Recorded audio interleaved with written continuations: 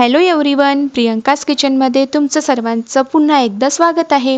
आज आपण आरोग्यासाठी चांगली, अतिशय पौष्टिक अशी चवळीची पालेभाजी बनवणार आहे। चला तर मग कशी बनवायची ते बघूया।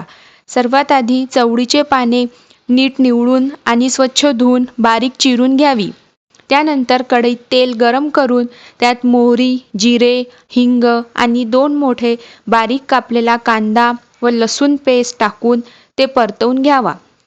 त्यानंतर त्यात लाल मिरचीचे 3-4 तुकडे घालावे व नंतर कांदा थोडा लालसर झाला की त्यामध्ये एक मोठा बारीक कापलेला आलू घालून ते मिक्स करून त्यावर झाकण ठेवावे।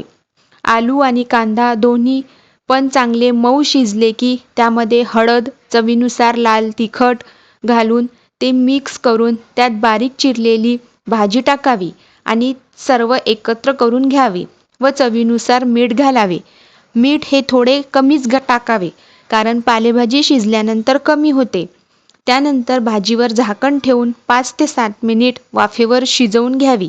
अशा प्रकारे झणझणीत व पौष्टिक चवळीची पालेभाजी तयार आहे।